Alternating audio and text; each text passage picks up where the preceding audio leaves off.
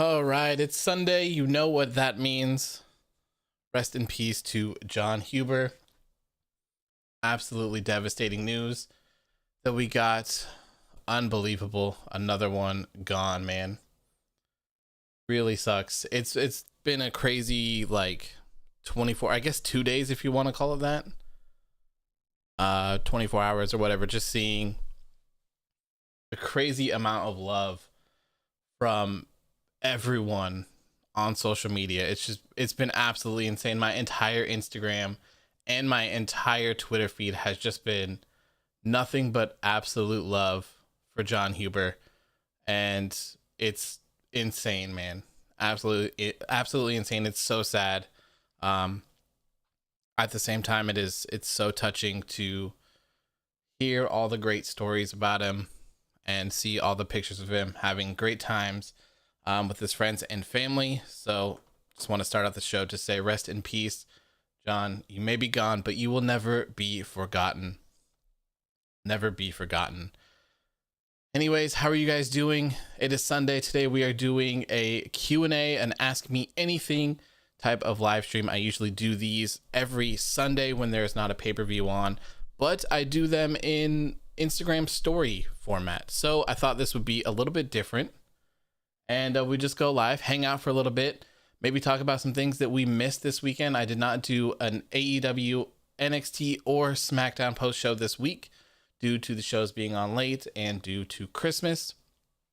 Originally, I had said that I wasn't going to be doing one next week as well, but I'm going to.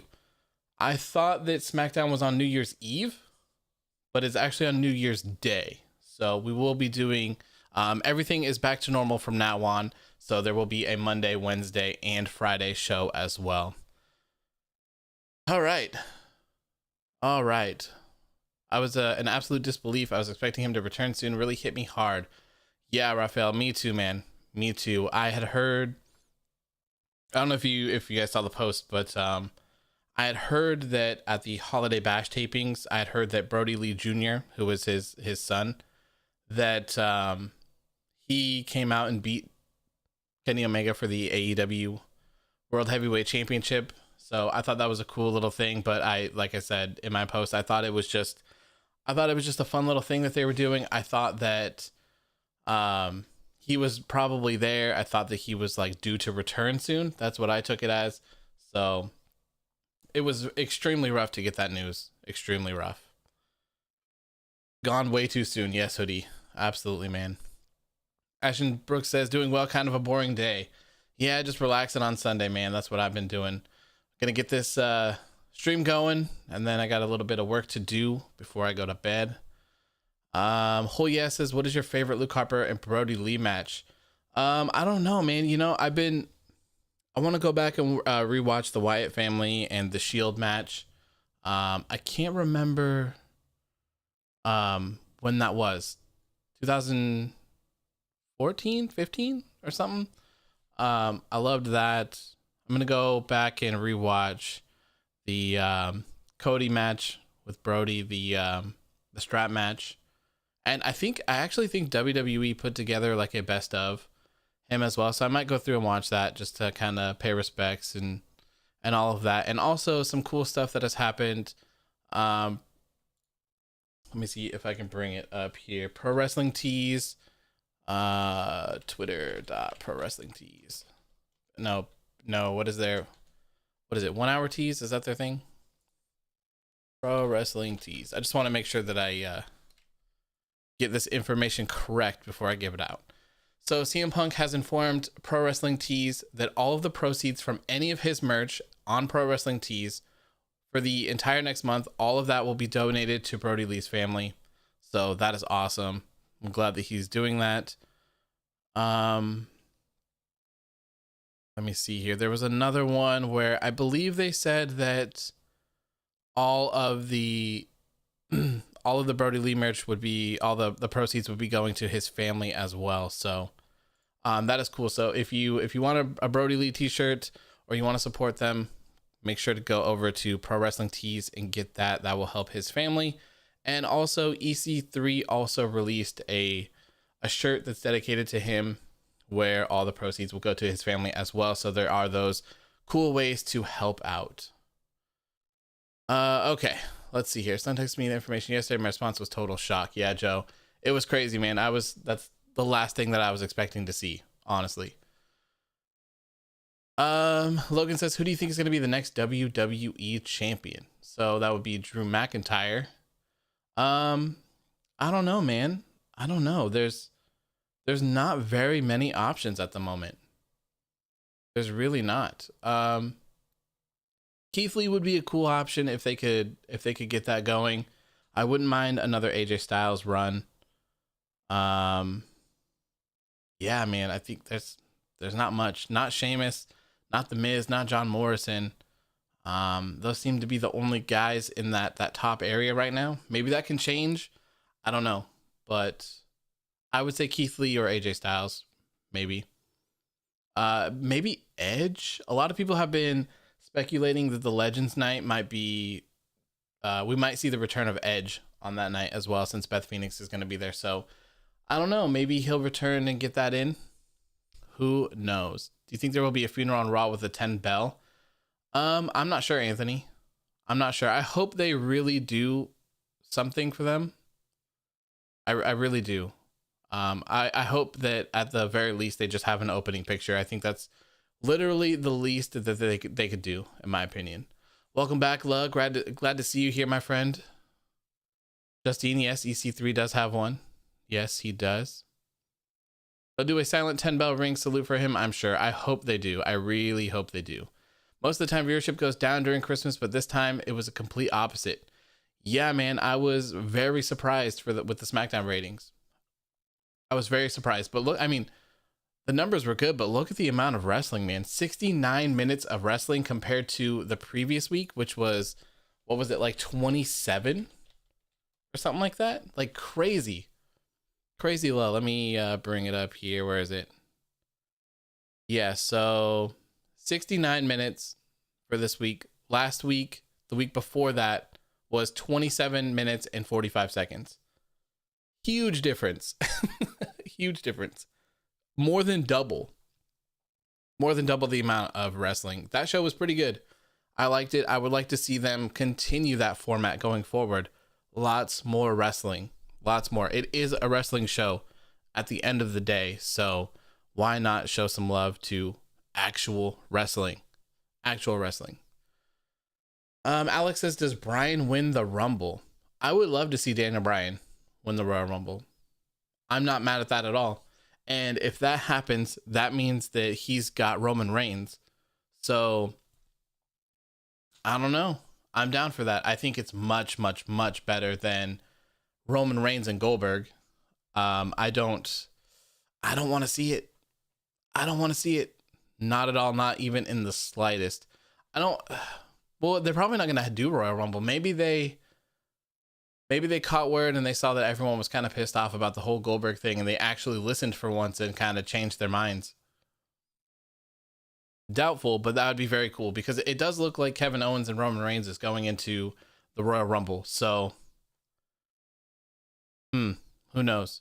Ashton Brooks says, I have a feeling Oldberg is going to win the Royal Rumble and face Reigns at Mania. I hope it doesn't happen, but I have this feeling. Man, if it hurts. It hurts me to even think about that. If Goldberg wins the Royal Rumble, I'm going to actually be pissed. Like, I will actually be pissed off. Usually, like, I don't really care. Like, I do all of this just kind of for fun, but like that would actually piss me off. It really would. The Royal Rumble is my favorite event that WWE does, and that would just absolutely ruin it. Absolutely ruin it. Daniel Bryan is probably the best choice. If not, I would say Keith Lee, if they have faith in Keith Lee. I certainly do, but I'm not sure about them. Flash says, how are you going to cover Wrestle Kingdom? I will be covering Wrestle Kingdoms both nights. Leave that name. My apologies. I will be covering both nights of Wrestle Kingdom. I probably won't do the results for like the huge 6 or 8 man tags. But I certainly will for the other matches. This year, it's also on Fight TV, so I might reach out to them and see if they want to do a giveaway for that. I'm not sure how many of you guys actually watch New Japan or would want to watch it, because it comes on at like 1 o'clock in the morning, I think. But maybe that's something that we could do, a giveaway with Fight TV. That would be pretty cool.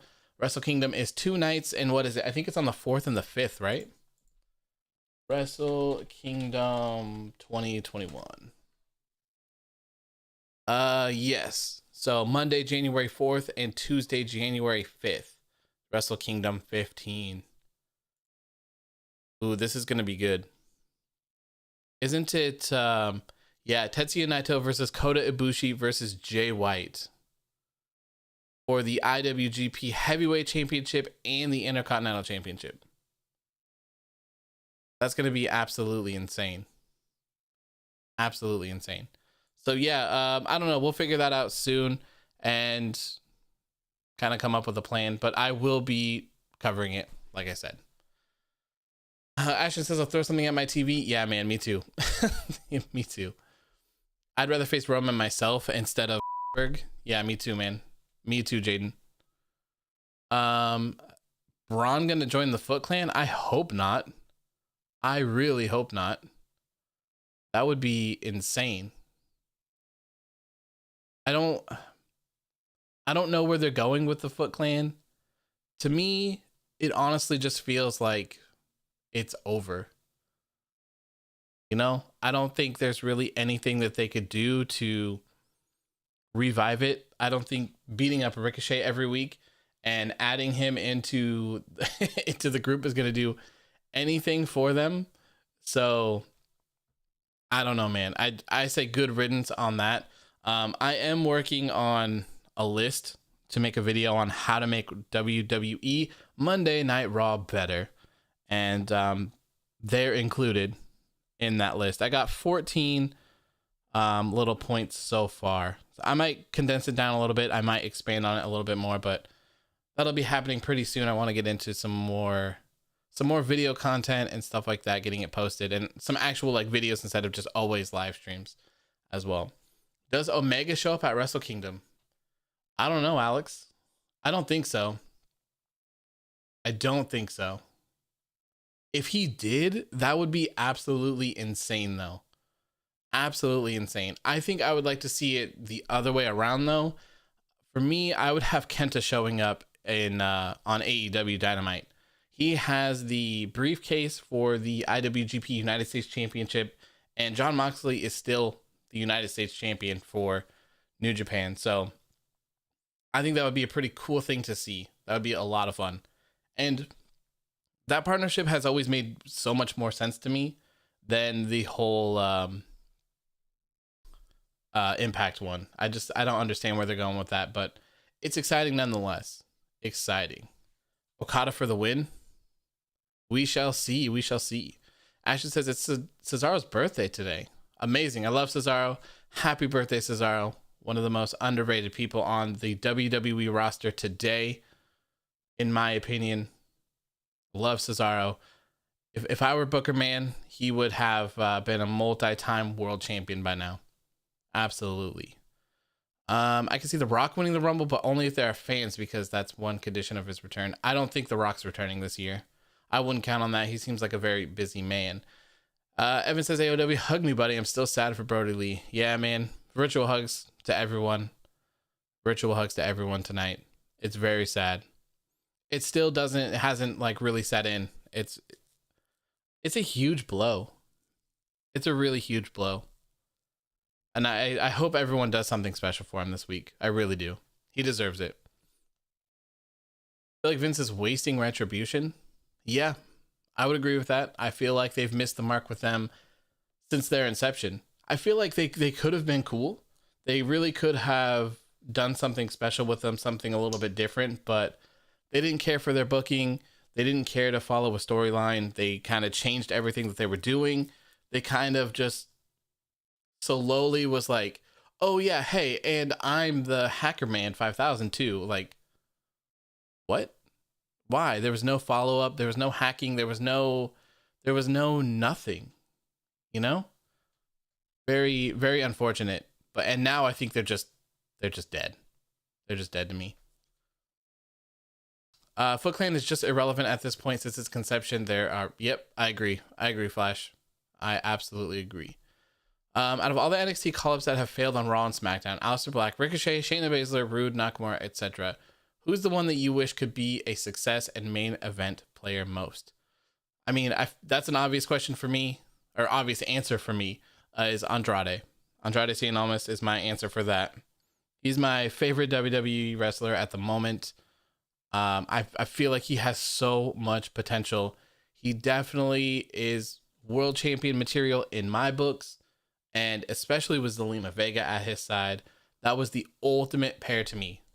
The ultimate pair. I don't think that you get much better than that in today's world of wrestling, to be honest. They were absolutely perfect together. Absolutely perfect. Marco says, hey bro, sorry I was late. How's it going tonight? I'm doing good, Marco. Just, a little sad with the news that's going on, but just had a relaxing day, and gonna sit here and hang out with you guys, answer some questions, and just chat it up. Hopefully you have a good day, a good night as well. Retribution is so bad they should just let them all go back to NXT, or at least change their character back. Yeah, for me at this point, I think what I would do is kind of have them implode. Maybe if they're gonna, it's WWE, right? So have them continue their feud with Ricochet. Start having Ricochet beat them clean. They're gonna try to cheat. They're not gonna be able to beat him. They're still gonna lose. And just kind of have them be frustrated with each other. They can't beat Ricochet, so have them break off and come back to their normal selves. Donovan Dickhead, all of them just kind of slowly come back to their selves, their regular selves, and then they can just feud, blah blah blah blah blah. Then at the end of it, Retribution is over, and it's just gone and done with, and we can just forget about it.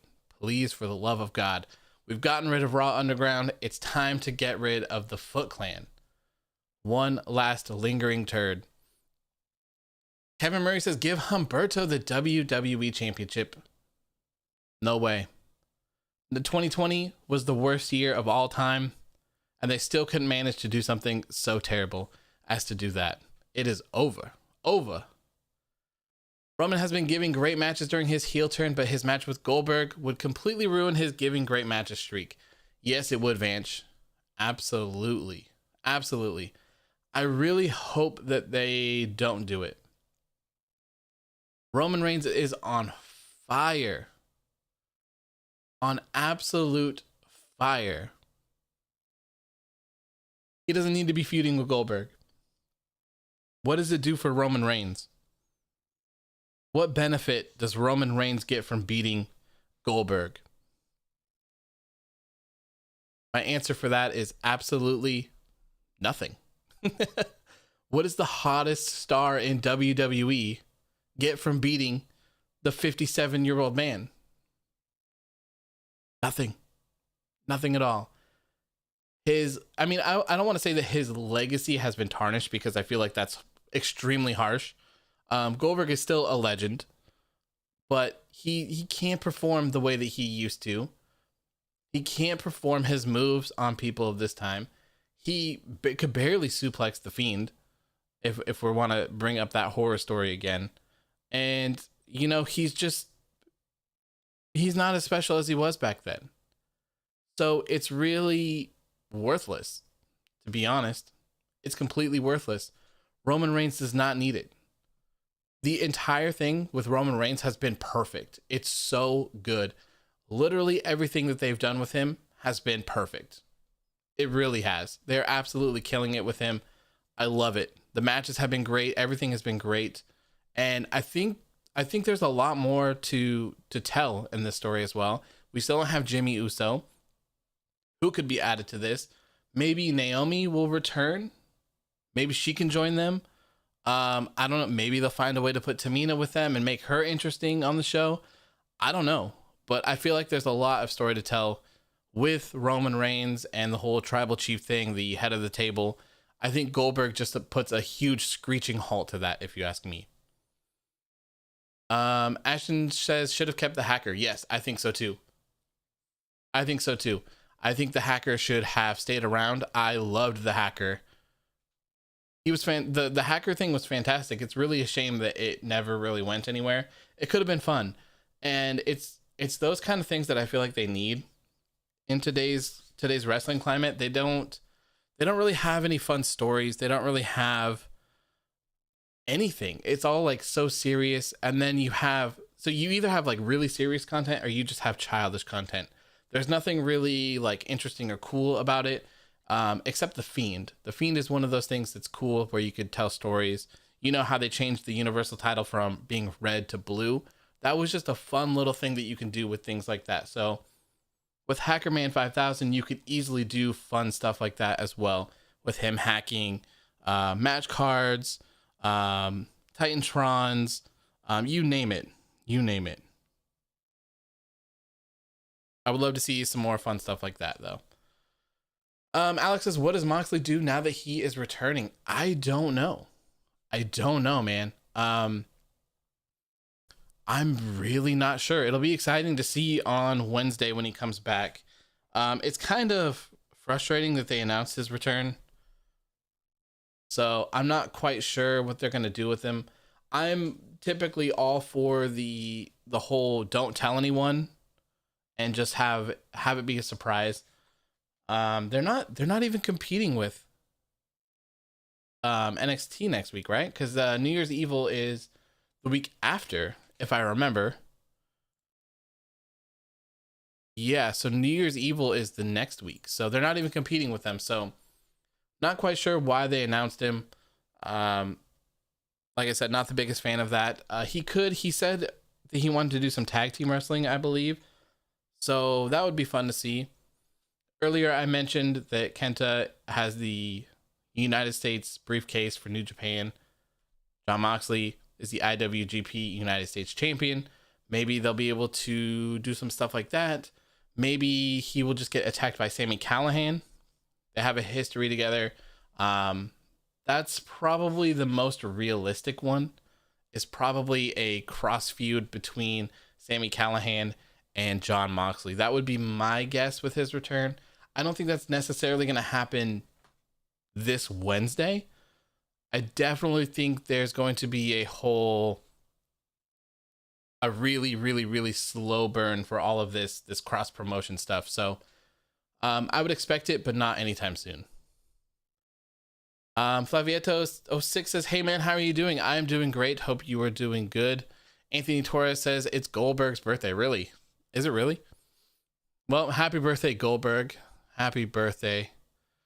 I feel Roman's heel run is short-lived. One of the reasons for his success is because it's about how he's the head of the table in his family, and once his family storyline is over, he will probably turn. It'll be interesting to see how they handle Roman Reigns in the long run. I still think there's more story to be told, and I think that having Jimmy and Jay link back up and having a heel bloodline stable run SmackDown would be very beneficial for the show. I think there's a lot of stuff that they could do with that, and they're all super talented. So having these guys be in fantastic stories, having them be their title holders, and having them put on fantastic matches, I mean, that's a recipe for success, if you ask me. That's the pinnacle of wrestling, right? That's everything that you could dream of.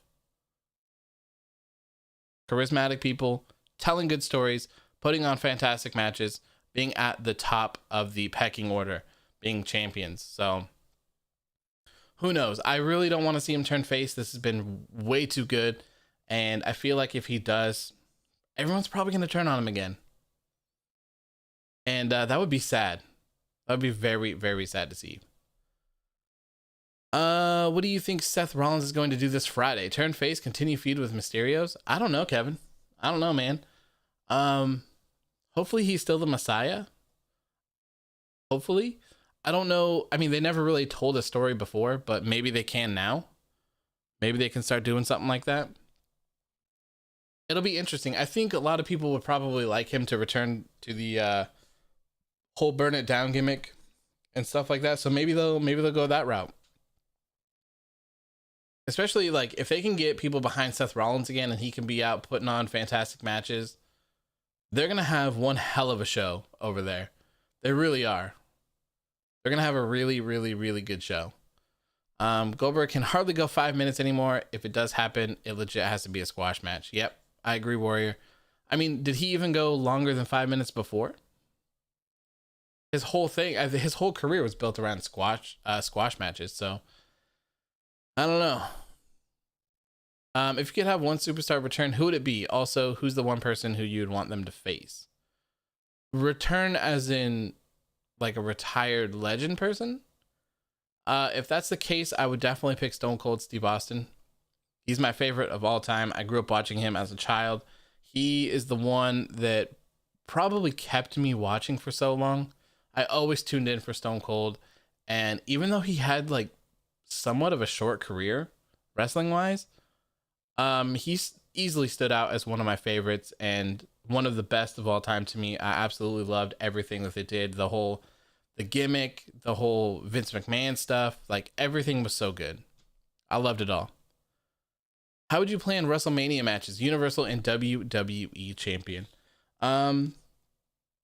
Well, you could go a couple routes for those. The Royal Rumble would be to determine one of those contenders, obviously. You could pick Daniel Bryan, who has said that's what he wants to do. Or you could pick Keith Lee. Keith Lee would be a great option as well. If I had to book it, though, I would probably have Daniel Bryan win the Royal Rumble just to add to his accolades. He's a fan favorite. Everyone will get behind him. He'll have a fantastic feud with Roman Reigns.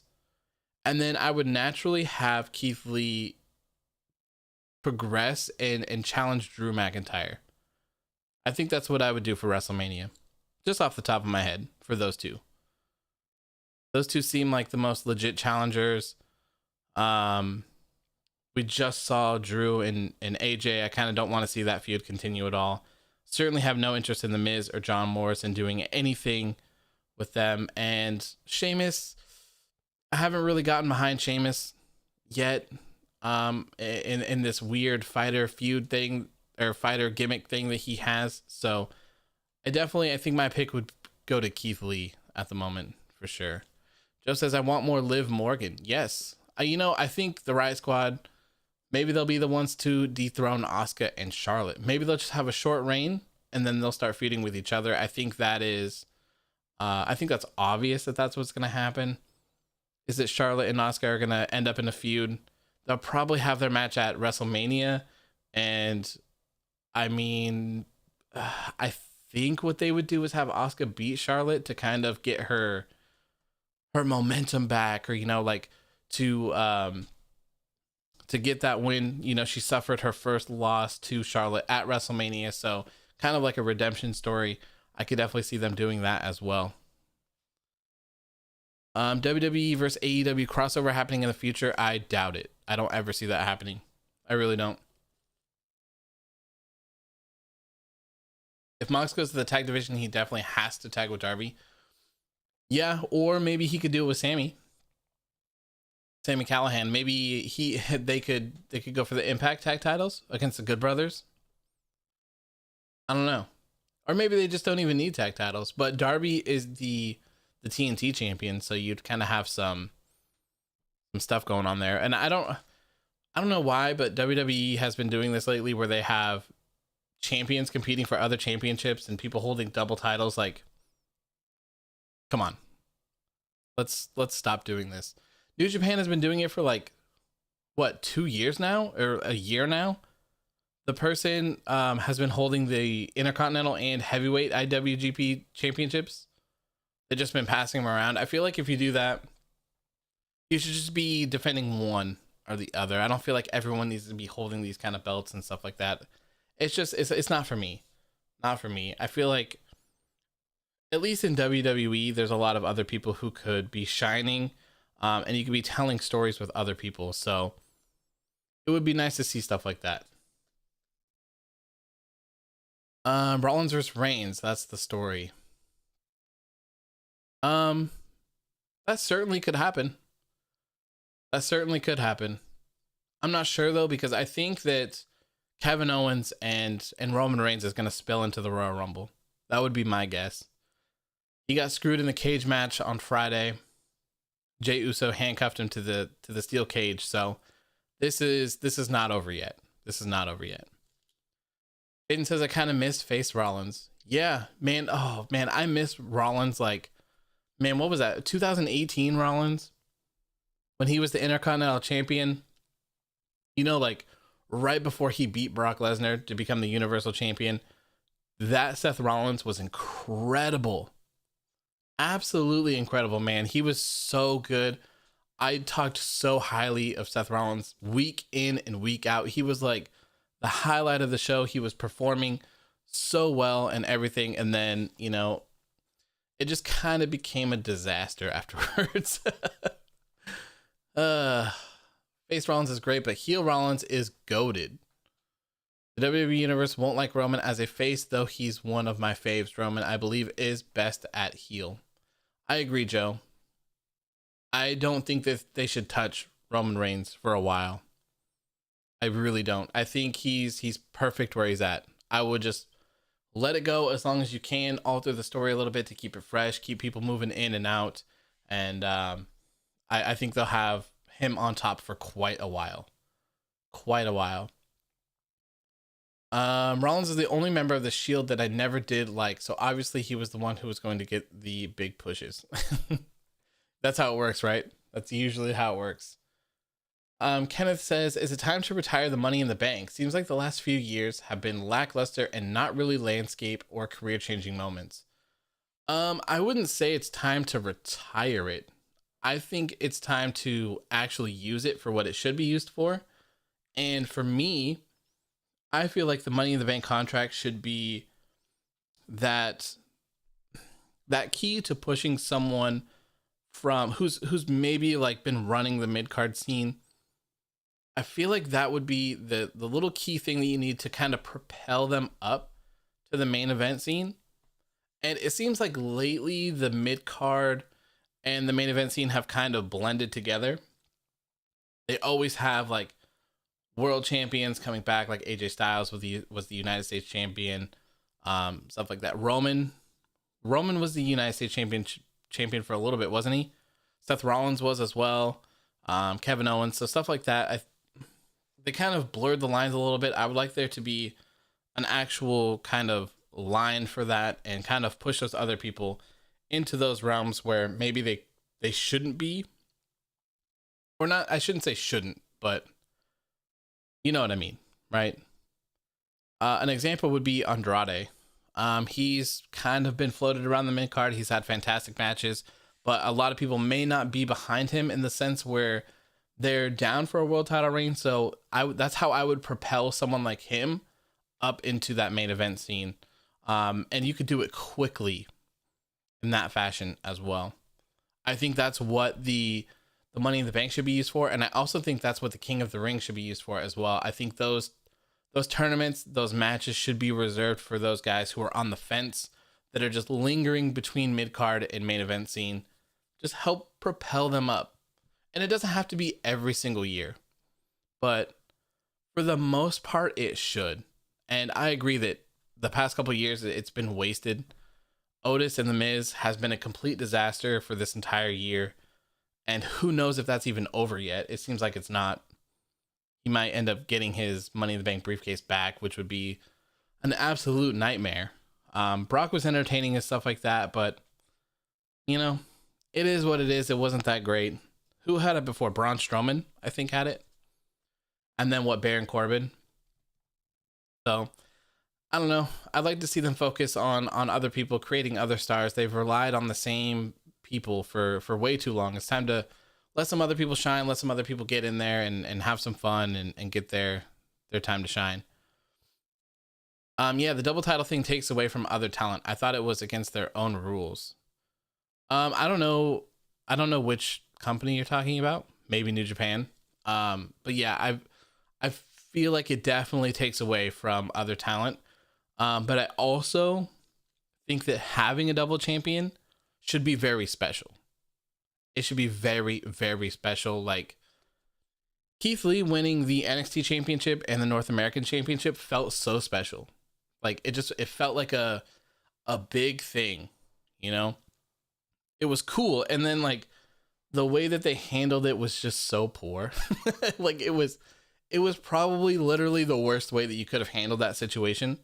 A double champion should be like a pinnacle. Like, that should be a huge accomplishment. Like, that person should be on absolute fire. And I don't think that they should, maybe a couple times, but they should always be defending them separately. I don't think that they should be defending them both at the same time, unless it's a special moment. And you could also go the whole thing with having them defend the titles twice. Be like, hey, look, man, you're the United States champion and you're also the world champion. Like, sorry, bro, but you got to work twice tonight on the pay-per-view. You have to defend both titles. So that's how they could kind of weaken them up a little bit, maybe doing that after a month or 2, 3 months, they're fatigued from challenging all of these. So a loss isn't the end of the world. Last Christmas, I gave AEW my heart. By the very next day, you gave it away. What? What do you mean? God, I don't even know how to say that. Sysis Gaming? I would never give your heart away. Ever. I think being a dual champion could work if you do it right and have both titles still be defended and feel prestigious. For example, Asuka being tag champ while forgetting about her title is horrible. Yeah, Asuka hasn't defended her title in a while. And actually, I'm glad that you kind of brought that up. Let's go to Cage Match here. And let's see. Let me search Asuka. I'm pretty sure that Asuka's last 2 title defenses were against Lana and... oh, God. Is it this one? There's a lot of Asukas on here. Lana and Zelina Vega. So that kind of tells you how that's going. Women's tag title. Yeah, okay. So Lana defended her Raw Women's Championship against Lana. She retained by disqualification in 1 minute and 5 seconds. That was on November 23rd. And then she also defended her Raw Women's title against Lana again on October 19th. That match was 2 minutes and 15 seconds. And then, oh my God, she did. Wow. Okay. So on September 28th, Asuka defeated Zelina Vega in 8 minutes and 43 seconds to retain her Raw Women's Championship. And the night before, September 27th, at Clash of Champions, She beat Zelina Vega again in 7 minutes and 5 seconds. So there you go. That tells you the landscape of the the Raw Women's division right there. Since September, the title has been defended 4 times against 2 people, one of them who's not even in the company anymore. Pretty brutal. Pretty brutal if you ask me. Brian says, what up, AOW? What's up, man? How are you doing? Glad to see you tonight. Glad to see you. Ashton says they should have an NXT Royal Rumble. That would be so cool. Hell yeah, dude. I am totally down for like a takeover Royal Rumble. That would be really cool. That would be, I've said it a million times. The Royal Rumble is my favorite. If you want to add more people to it, add a women's one, add a cruiserweight one, add an NXT one. I don't care. I want to see all of the Royal Rumbles. I love them. They are my favorite. They are my absolute favorite. What do you think the best match at New Year's Evil will be? That's a good one. Let's see here. New Year's Evil. I would probably say, oh, that's a movie. Match card. So the card is pretty stacked for New Year's Evil. I think I'm going to have to go with my gut and just say that the big match is going to be Finn and O'Reilly again. I think that's a really, really good one. Tommaso Ciampa and Timothy Thatcher in a fight pit. That's probably going to be pretty good too, man. Raquel Gonzalez versus Rhea Ripley in the last woman standing. I'm sure that one will be enjoyable as well. Karrion Kross versus Damian Priest. I really hope that this match is good. I'm sure it will be, but it'll be nice to see Karrion Kross get actually used a little bit and not just get like launched to the moon again. Yeah, Finn Balor versus Kyle O'Reilly for the NXT Championship. That's my match of the night for sure. For sure. Io Shirai versus Toni Storm. I'm sure that'll be a good one as well, but yeah, I got my money on Balor and O'Reilly. Ashton says never really liked double champs. Yeah, I feel like they should be done like rarely, like very, very rarely. It should be a huge deal. Huge deal. Against WWE rules to hold 2 titles. I don't think that's a rule. I mean, if anyone's going to make rules and break them, though, it's them. So I wouldn't be surprised either. Kairi Sane still has WWE on her IG. Does she still work for them? Yes, Victor. I believe she does. I believe she's just representing them in Japan or whatever. To my knowledge. I read in Twitter that it's written in the Bible that when the disciple betrays the Messiah, then the Messiah kills himself so he can turn face, maybe. That'd be an interesting way to do it, Vanch. I wouldn't be mad at that. It's probably the best thing to have Rollins come back as his face self. I don't think that Messiah gimmick worked very well.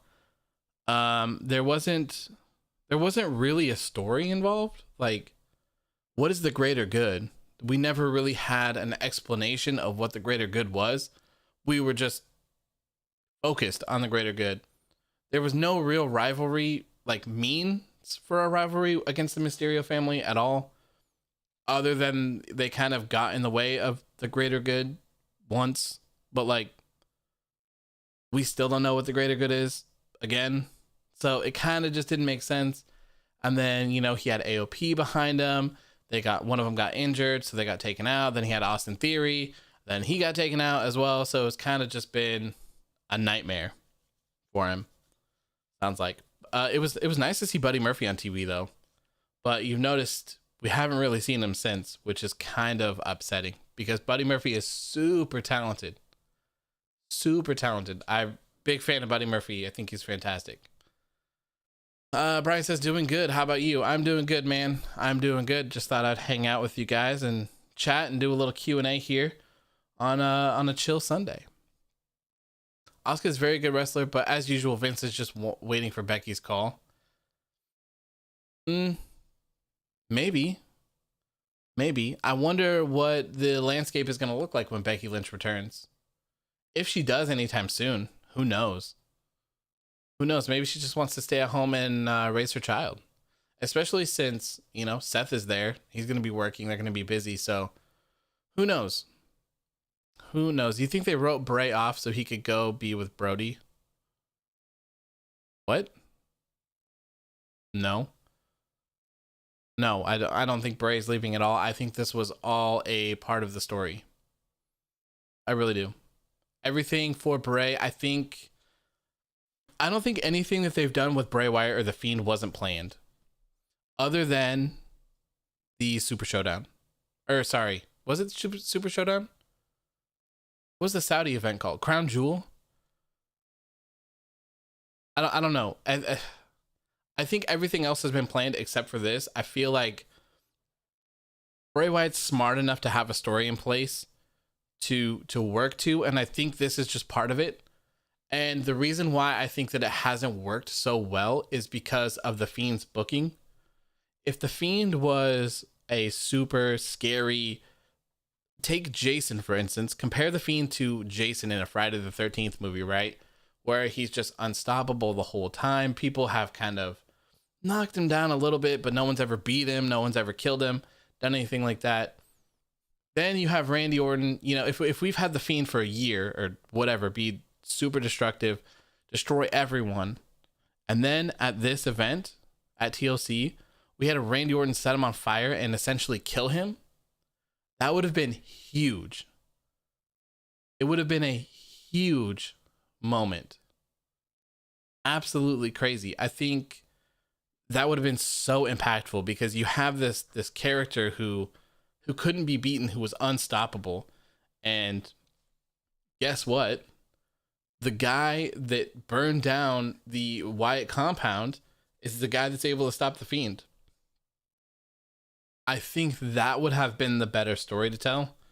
Obviously, Bray Wyatt is not in charge of his booking, but I think that's where the story went, and I think he'll come back, as the Fiend, maybe a little bit different, maybe more aggressive, probably. I don't know if I would say a different mask, but maybe an altered version of his current one, maybe.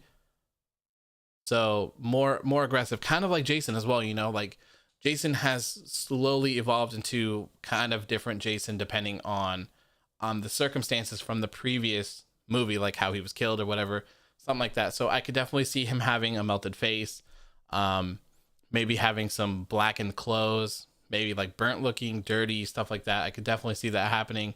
Maybe some scars or something. I could definitely see them changing it up. Ashton says Bray is the most creative wrestler today. I would agree with that. I would agree. The man is incredibly talented. I mean, I don't think there's anyone better than Bray Wyatt right now in telling a story. I really don't. And I think he's expressed interest in it, but doing a horror series or film on The Fiend would be incredible. And I think even just having maybe even a book like from WWE, it's just like the lore of this, like how exactly the Fiend connects with Sister Abigail and all of that other stuff. He told a story a long time ago from a promo video where he kind of briefly mentioned a creature or something that looked that he described that kind of looked similar to the Fiend. It was like a white face or whatever, and golden dreads or something like that, blonde dreads or something. So it'd be very cool to see something like that with some lore, with some extra stuff that we could just like soak up, because I couldn't get enough of that. I would read that book 100%. I would see that movie 100%. So hopefully he does do something like that in the future. If it's with WWE or on his own, I don't care, or another promotion, I don't care. I am 100,000% into it. Jeremiah says, do you watch Cobra Kai? No, I have not seen Cobra Kai at all. I'm not even sure I've seen all the Karate Kid movies, to be honest with you. I know I've seen the first one for sure. I've heard nothing but great things about it, though. It's something that I definitely need to check out at some point. And there's a new season coming in January, I believe. There's a lot of TV shows that I need to catch up on. Like, I haven't watched any Game of Thrones, which I heard ends terribly. I haven't seen any Walking Dead, anything like that. So I still have a lot of those popular shows to catch up on. I hope we get Becky versus Ronda. I mean, I don't know when Ronda's going to return or if she ever is, to be honest. Same with Becky. Sean says, I'm so thankful for this YouTube channel. Been following your IG for years. Thank you, man. I really appreciate your support. It means a lot. It really does. Really does. I appreciate everyone. I wasn't sure how this was going to, how this was going to go. So I appreciate you guys coming in and hanging out. I've never like scheduled a stream before and gone live. It's always just been after a show when people are kind of paying attention and stuff. So thank you all for tuning in. I really do appreciate that. It means a lot. I have a lot of stuff planned for 2021. I hope to go way harder and focus a lot more on this page, business, and just YouTube in general. Let's see here. Where are we at? Did you see WWE added a section of the network for Brody Lee and things he's done? I didn't see it, but I believe I heard or saw a post on Twitter about it yesterday. Let's see if it's on here. Slammy Awards. I don't see it on the front page. Maybe if I just search for Brody. Oh wait, it would be Luke Harper. Luke Harper. Superstars of Luke Harper. Oh, this takes you to their website. Yeah, I don't know. I had saw that they did. If there is something on there, I'm going to watch it for sure. I'm going to watch it for sure. I didn't see anything when I just searched though. Everything Bray does is pure gold. I completely agree, Joe. Completely agree. It seems like there's a lot of delay here. Did I not turn on? So I I tried scheduling this live stream with a timer. I think it worked properly because obviously we're here, but I'm not sure if the stream settings. Oh yeah, so that sucks. The stream settings are for normal latency, so I think that you guys are 30 seconds behind me when I'm chatting. Usually I have it set to ultra low latency so that it's pretty much real time. So that sucks. I'll have to remember to set that in the future when I do these other ones. Unpopular opinion, the Saudi shows are pretty entertaining pay-per-views. Yeah, I would say that's a pretty unpopular opinion. I would say so. I did enjoy the Greatest Royal Rumble. I've said it a million times this stream. I love Royal Rumbles. Other than that, I feel like it's just kind of a filler, dark show for Saudi people, paid for by the Saudi people. That's pretty much all. Nikki Boy says, Burnt Fiend, Freddy Krueger. Yep. There you go. You could tie in something like that into his mask. That would be pretty cool. Freddy Krueger would actually be a really cool way to base his return on, in the aspect of like haunting nightmares and stuff like that, or haunting dreams, if you will, where he could just like haunt people though, but in real life. I think that'd be really, really, really cool. They really need to do something different with him when he returns. The whole cookie cutter formula that they have with the Firefly Funhouse episode and then kind of like appearing behind someone is getting a little bit old. The Alexa Bliss stuff is fantastic. So that's, injected some interest in that, but I definitely want to see him do a little bit more with things. What the hell was that? Yeah, I want to see them do more with the Fiend. I think there's a lot more to be told there, in terms of doing things outside of the ring. I can't remember when I said it, but back a long time ago, someone was hung upside down backstage and they kind of insinuated that it was Brock Lesnar and Paul Heyman that did it. I don't think we ever got a real answer, but it would have been so cool if it was the Fiend terrorizing people backstage. I think that would be a really cool aspect to it. A really cool addition to kind of freshen it up a little bit, that he's attacking people backstage. Maybe people that he has a history with, maybe just random people. He's pissed off. He was killed. He was burned. And he just wants revenge. He's coming for Randy, and he's just kind of torturing him by having his coworkers and his friends be beaten or tortured or something like that. Whatever you could do in a kind of a PG teenish manner, obviously. For a man as big as he is, Bray's skill set is off the charts. Yeah, I mean, honestly, all around, I think that Bray Wyatt is fantastic. Big fan of Bray Wyatt. I really am. I really, really am. I would say that Andrade is probably my favorite as like a, when you go for just like pure wrestling skills and just being like a pure wrestler, that would be Andrade. But like for everything else, it's Bray Wyatt.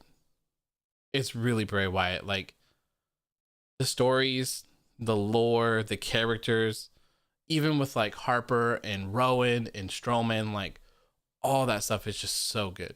So good. I think it's interesting that Bliss hasn't wrestled since joining forces with The Fiend. Didn't she wrestle Nikki Cross though? I think she did. I think she wrestled Nikki Cross. Joe Wilson. Oh, what are you posting? Good picks. I don't see that one. I don't see that one.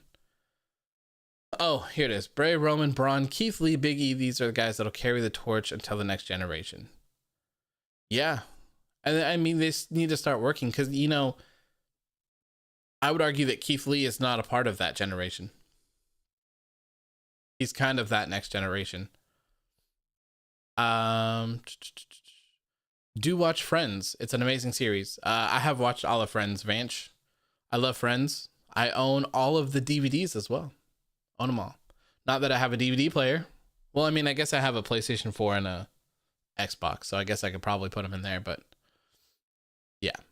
But yeah, I love Friends. I've watched it plenty of times, front and back. I think Bray becoming more and more darker with each character, like he said, a caterpillar to a butterfly. Yeah, Victor, I agree. Although I hope that there's not very many, because like I don't want to see this happen over and over and over and over again. So hopefully it's maybe just this one.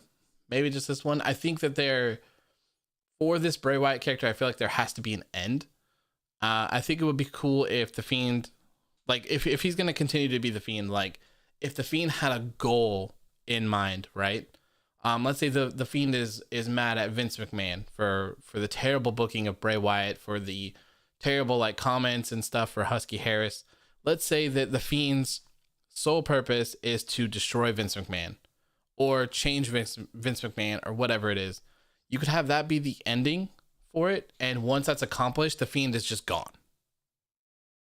You know, like I feel like there has to be an end. There has to be closure for it. I don't just want to see the Fiend go away and have it just be Bray Wyatt like pop back up again. You know, I really think there needs to be a story involved, and I've said that for everything. Every single thing that involves the Fiend needs to be story driven, plain and simple. That is all. Ken Adams says, "Hey man, I have arrived. Welcome, Ken. Appreciate you stopping by. Hope you had a great day." I think Alexa's run. Oh, I just scrolled down where to go. I think Alexa's run as a top competitor is close to over in WWE's eyes, but she's still top notch for me. I don't know, man. I don't know if I would say that because she's kind of on the top with the Fiend. Kind of on top. And I think, you know, Alexa Bliss is one of those people who doesn't need titles. She's kind of past that, you know? She could be doing these other things that are, to me, far more important than just a title. You know, titles aren't everything. Stories are everything to me. I really feel like that should be the focus on things, and her paired up with Fiend is absolutely perfect. This is the best work that we've ever seen her do, if you ask me. I love it. I can't get enough of it. I cannot. Given how Bray always talks about things being part of a circle, I almost wonder if he'll ever revert to Cult Leader Bray in the future. I would assume he probably will. I think there's a time and a place for everything. We've seen it before with his feud with Braun Strowman. He kind of reverted back to Colt Bray. So who knows? Maybe he'll like go crazy after this next incarnation of the Fiend or whatever he is, and maybe he'll kind of do like a broken Matt Hardy thing did in AEW, where he was all sorts of different things at random points, just like he can't control it anymore, so he's going in and out of all these other things. I don't know. The thing about Bray Wyatt and the Fiend and stuff is that it's so cool because you can literally do whatever you want. It defies logic. So it can be fun, it can be crazy, it can be whatever you want, because that's how they've made it to be. It doesn't have to be ultra realistic. They can do literally anything. Do you think WWE should bring back the championship scramble matches? What is a championship scramble match? Is that where they like give like 30 minutes or whatever, and however many times it change hands, like that kind of thing? I'll make sure to look for your next comment, Rated C. Saudi shows are just money grabs for pay-per-views for events. Yep, absolutely. And they have like a 10-year deal with them. So insane. Ken Adams says, what does the future endeavors thing mean? Of course, I know what it means regularly, but in terms of AOW, good question. So future endeavors obviously means, it's the term that WWE uses when they release someone. So for me, it was kind of a way to just be like unfiltered, if you will. Meaning that I'm going to do and say whatever the hell I want. I'm going to speak what I feel is the truth. I'm going to speak my opinion, no matter what anyone thinks about it. If that, gets me in trouble, then it gets me in trouble. So it's kind of a play on the whole future endeavors thing in that term for me. I think it was really cool, and I think it cemented it when all those people got released. That was when I was going to do the first episode, just because I thought it was so fitting, but it didn't end up happening. I would love to see a couple of episodes of Alexa running the funhouse while Bray is absent. Me too, Flash. Me too. I think he should be away for a couple episodes for sure. Definitely. Especially the Fiend, and especially this new character. I don't mind seeing Firefly Funhouse Bray return in maybe like a couple weeks, but keep this other thing away for a little bit, kind of tell a story, kind of build it up, kind of like they did with the Fiend. I wouldn't go like so crazy and just show like a buzzard in a box type deal. I would kind of have it like lead more towards it, hint towards it a little bit more, kind of like maybe fire, like someone burning in a fire, or whatever route they're going to take. I hope that they kind of tie it in together and just not have it be some random thing. Maybe show like he did on Twitter, like a caterpillar going into a cocoon and coming out as a butterfly, kind of stuff like that. As long as they play with it, I think that would be cool. Ken Adams says, I own all the Friends DVDs too. That is a good purchase, my friend. Good purchase. Let's see. He's been doing so. Randy Orton retiring. I think Randy Orton is, I wouldn't say that he's in his prime, but I'm really enjoying what he's been doing. He's been the top of WWE Raw TV for a while. His feud with Edge was pretty good. The lead up to that was great when he was like punting everyone and concertoing people. That was great. It did kind of run its course pretty quickly. His work with Drew McIntyre was fantastic as well. Unfortunately for that, it was kind of a little drawn out as well, which kind of, it didn't ruin it, but it just kind of hurt it. It definitely hurt it. And then his stuff with the Fiend has been good so far as well. I'm not mad at him for winning the match. Like I said on the TLC post show, was I'm going to give him time to tell a story. If there's a story, then I don't mind it. And it definitely looks like there's a story. So I can't complain yet. Can't complain. Lumby says, who do you think is winning the Royal Rumble? So my picks for the Royal Rumble have changed since Big E is the Intercontinental Champion. My vote is for Daniel Bryan or Keith Lee for the men's.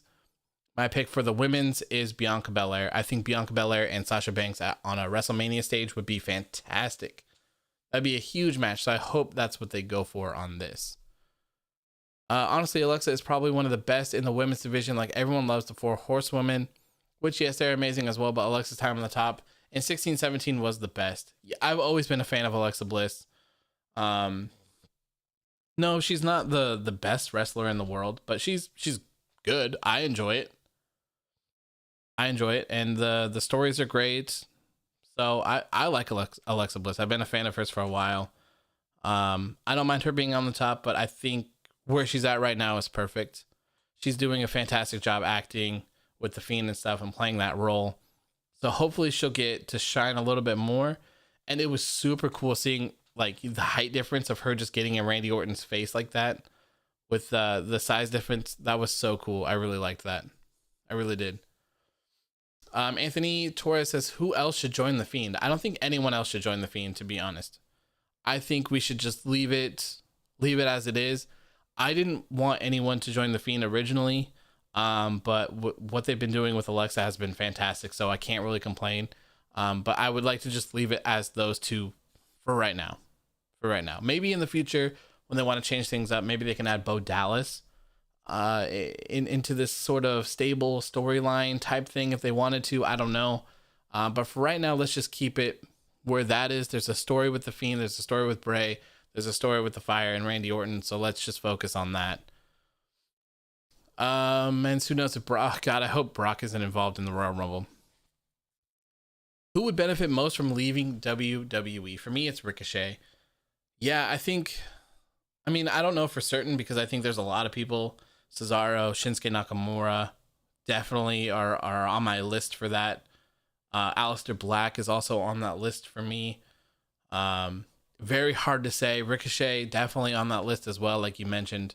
I think all of those guys would do very, very well elsewhere. I really do. And that may be a reality for Aleister Black.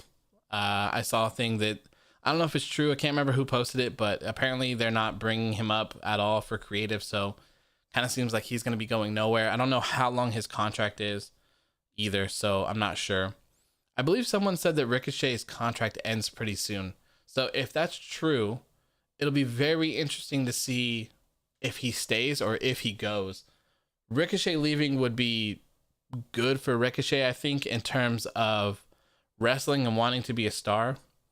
If he just wants to collect a payday, then obviously I think staying in WWE would be the best route for him.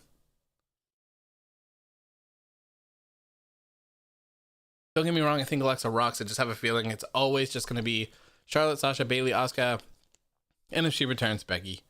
Yeah, it seems like they don't have faith in the others. And the thing is that if you don't give these people, especially right now, where they're not having any sort of dark matches, they're not having any sort of house shows or anything, if these people can't wrestle to get better, then they're not going to get better. So you really need to give these people some time to shine. It takes more than one opportunity to shine. And even those people that have had that opportunity and shined, like take Keith Lee, for example, his participation in the Royal Rumble was fantastic. People were talking about that forever. His whole thing with Brock, his whole thing with Roman. Actually, I think the thing with Roman was Survivor Series, if I remember correctly. So you have these moments, and then they bring him to Raw. They call him up in the middle of being a double champion in NXT, the world champion and the North American champion. They call him up, and they seemingly have like no direction for him. No direction at all. So I don't know. Maybe if they just give some people some time to shine, maybe these other women can actually be a part of these divisions. It just seems like they don't care. They're just so lazy that they feel like they're just gonna go in with this whole thing. But you know, that really backfires when you have, like, even just recently we've lost Becky and Charlotte at the same time. So that leaves you with Sasha, Bayley, and Asuka to run an entire women's division on two different shows. It just doesn't add up. It doesn't add up at all. So it's time to have other people shine. That's one of the things that I have on my list for how to make Raw better. That will be a video. I don't know when, but it's coming. It's coming. And then, so one of the things I think will be cool is I'm going to record a video for the reasons that or the topics and stuff, my suggestions on how to make Raw a better show. After that, what I'm going to do is have a live stream. Anyone who wants to come after they've watched the video can come on. They'll be able to join the Discord and they'll be able to come on and talk about some suggestions that they have. I think that'll be super cool. So you'll kind of have my take on it, and then you'll kind of have the community take on it as well, because everyone sees things differently. So maybe there's some stuff that you think that I haven't even thought of yet. you know? So I think that'll be a pretty cool take. I really just need to get away, like, around to getting Discord to work and testing it out. I just really need to get to that. I would have loved to have seen Nikki Cross and Alexa to bring Bliss Cross as a team back, with getting her away from Bray. Yeah, we'll see. I mean, maybe Nikki, well, it seems like Nikki has completely departed from Alexa Bliss. So it could have been cool to have Nikki as well as a part of that. Just ask me what you'd like me to do. What? I'll try my best to help. Oh. Oh, that's what that noise was earlier. I know now. Okay, yeah, I don't, how do I mute this thing? I think that's, okay. Hello, Alexa. Okay, microphones and camera off. Okay, I turned off my echo show. Yeah, that's what that was earlier. Something vibrated on my table and made like a beeping noise, and I couldn't figure out what it was, and it was that. But yeah, I don't know. I hope they find out something to do with Nikki Cross now that she's not paired with Bliss. Who knows though? Joe says, I think we'd all benefit if Corbin left. I kind of disagree. I like Baron Corbin. Not in his current form, obviously, but I think Baron Corbin's really talented, man. The guy has some really good wrestling skills. He's pretty good on the mic and stuff like that. He just keeps getting the end of the stick, to be honest. He gets the worst feuds. He gets the worst storylines ever. Nothing has really helped him. Nothing's really played into it for him. So I think if they could find the right thing for him to do, I think he would shine the best. I really do. Shinsuke just likes to surf now. He doesn't care that much as he used to. I've heard that argument a lot, but I don't know if that's true. I'm not sure if that's true at all. We don't know what Shinsuke is, like, what he wants to do. If he said that, good for him. You know, if that's his goal in life is just to kind of chill, do whatever WWE wants of him and just kind of surf, then, you know, I'm happy for him. I'm glad that he's able to do what he loves to do. And you know, just, I don't know. I don't know. I personally, I'm a big fan of Shinsuke Nakamura. I think that he's world champion material in WWE. I think that they should have pulled the trigger on him when he was feuding with AJ Styles. I really liked that. I thought that was a fantastic feud. The no speak English Nakamura was fantastic. So I would love to see that. And the same goes with Cesaro. I think he's very talented, and I would love to see them pull the trigger on that. It's not like they're really doing anything crazy. Give me a whole yeah. Podcast says good evening. Hello, my friend. How are you doing tonight? The Corbin thing was a joke. Oh, okay. Fair enough. Ashton says Nikki is stuck on main event. Oh no. You hate to see it, man. You hate to see it. I don't even know why main event is a thing. I don't think anyone watches that. I really don't. Safa says Lone Wolf Baron Corbin was great. It all went down after he won Money in the Bank. Yeah, it really did. That's that failed cash in really set him back. It really did. I love that music, man. That music and that entrance and that, you know, when he stopped on the ramp and did the thing and like the lighting all changed with the fire and stuff. That was such a cool visual. Such a cool visual. Chloe says Baron Corbin Deep Six move is top tier amazing in WWE. I agree. It's really good. And the End of Days is one of the most protected shows. Not shows. I just read show in the chat. End of Days is one of the most protected finishers in WWE as well. No one really kicks out of it. So kind of an interesting thing to see when you look at someone who is so like disregarded as Corbin. Like no one really cares, but he has one of the most protected moves currently. Main Event, the show for jobbers. Yeah, it's like on Hulu, isn't it, or something? Also, when Shinsuke was all no speak English, they should have paired him with Heyman. That would have been an interesting pairing for sure. That would have been really interesting. I'm not sure how that would have worked out. But, you know, like for me, I think I think a little bit differently than others as well. I don't mind people not speaking English.